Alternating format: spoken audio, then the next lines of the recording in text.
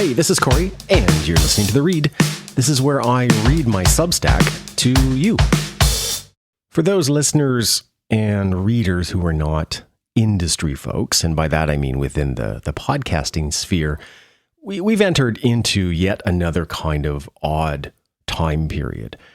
AI is coming for everybody, and podcasting is no exception. We early on actually developed a product whereby we were considering using some of the voice generation technology and the generative AI technology to prompt people to make their own like miniature podcasts based on information that it gleaned from the internet. Well, guess what? That's a company now. And that I think is actually pretty cool. And I'm really glad it happened. But where we're sort of in a way affected, but not, is that we specifically work on storytelling and podcast strategy with brands and organizations.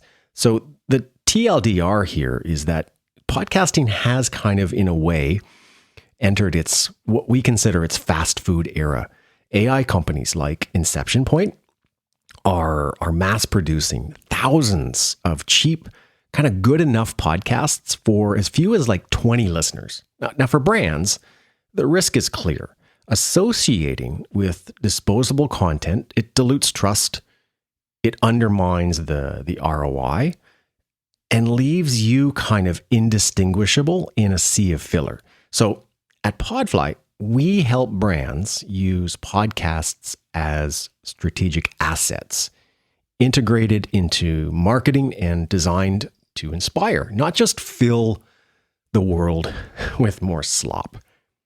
So today we're looking at what I consider fast food, fast podcasts. Welcome to the new era of abomination presented as innovation, and why brands must resist the allure of fast and cheap AI-driven podcasts. The media market disruption. Podcasting has entered its fast food era. AI-driven startups like Inception Point AI are mass producing thousands of episodes at rock bottom prices, like $1 an episode. They're making podcasts as fast, cheap, and scalable as drive-through burgers.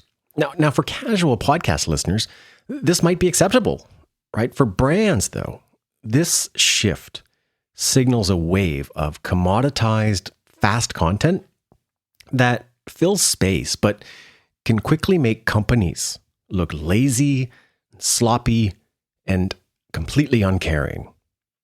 Now, look, McDonald's still exists, right? Most of the shows on Netflix, they kind of low-key suck, but there's a reason. They both fill a hole, and they don't need to be premium products. There are many days, like when a Big Mac and a short documentary series are precisely what we need. That's not slop. That's years of measuring the market and gradually tweaking performance where the brand is already kind of well established. So the result, Netflix is not a household name associated with premium content. Big Macs are available everywhere and kind of do the job. So long as there are holes in people's lives, there will be products to fill them. Now I'm not here to judge the path that, say, content companies have been on for decades, maybe forever. It will always settle into the most cost-effective way to mass produce the most profitable or converting products at scale to satisfy those who invested in its inception. The difference is now that media companies are starting to fulfill their dreams of becoming infinitely scalable tech companies. Your brand, however, is not a media company. And we're not making podcasts here at Podfly for the same reasons. The end game, in an aside, is often what author Cory Doctorow calls enshittification. Quote, first, they're good to their users. Then they abuse their users to make things better for their business customers. Finally, they abuse those business customers to claw back all the value for themselves, end quote. Inception AI and the soon-to-be flood of companies that walk through the fresh hole in the wall are tech companies. They will have VC funding, more engineers than creatives, and are not interested in turning a profit in the traditional sense. They are likely to be that kind of world-changing mix of vanity and revenge and growth at any cost to disrupt for kind of disruption's sake. Provided the VC-backed OpenAI and Anthropic, as examples, don't tank the source of their compute, the future of 80% of podcasting looks like that of Netflix. In the not too distant future, you will open Netflix and tell it what you want to watch, and it will generate that show for you. Still waiting for the next season of Virgin River? Well, me too. But imagine AI now simply generating a fresh season every time you need another cozy binge. I can because it's coming. I've seen it. It won't be great, but it, again, doesn't need to be. I need to fill a hole. The risk to brands. Production costs are collapsing towards zero. That means production alone no longer carries business value, perceived or otherwise. So let's go through a couple of these risks for brands that lean only on mass-produced podcasts. First, commoditization. Content becomes indistinguishable, offering only good enough filler. 2, brand dilution.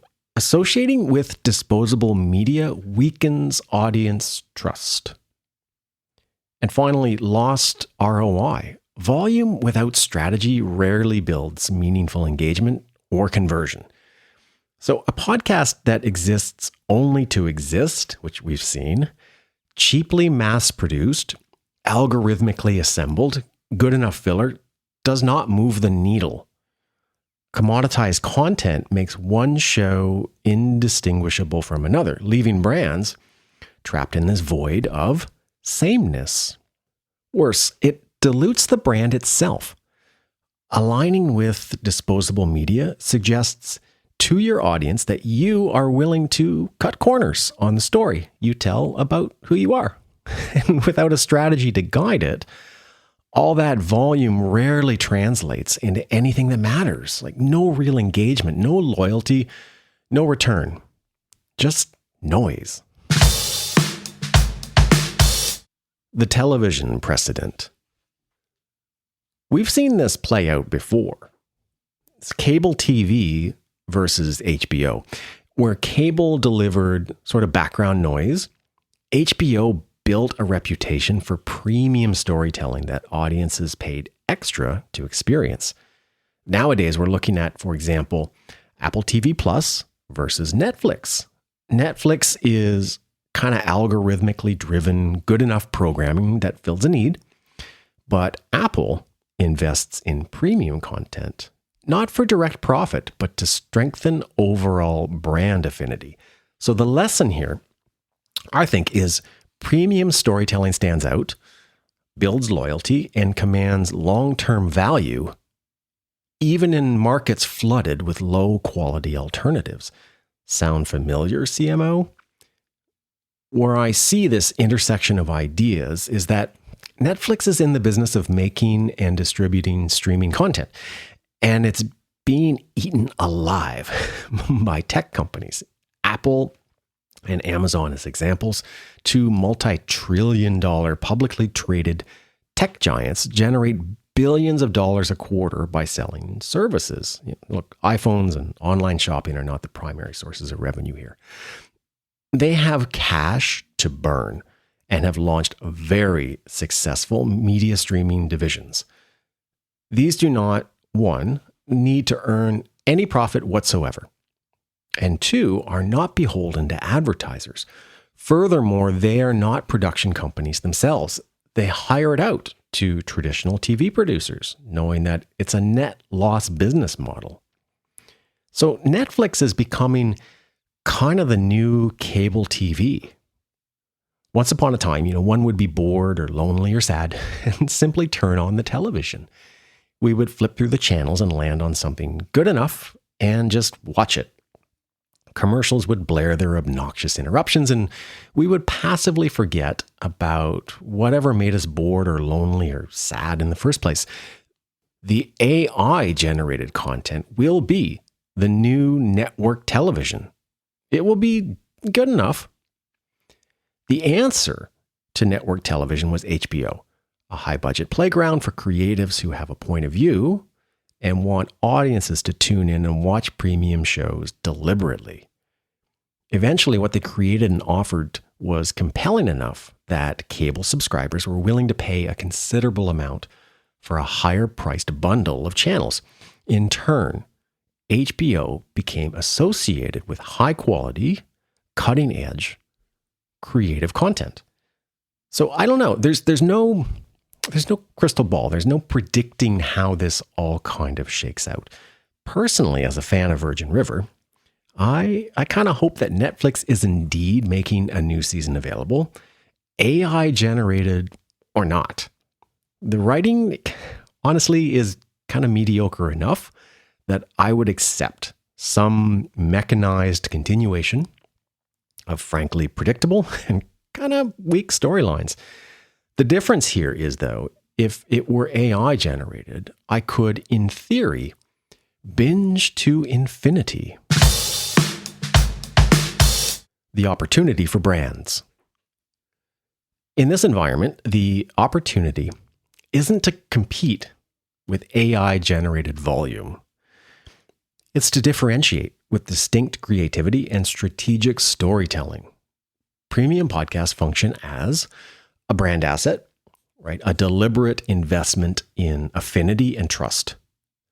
A marketing lever integrated across channels to fuel thought leadership. And a loyalty driver, creating lasting emotional connections with audiences. Where Podfly positions itself in this kind of changing media landscape is as a partner in your media strategy. Your analogy might be that Apple doesn't create premium content to generate revenue. They do it to make you like Apple as a company more.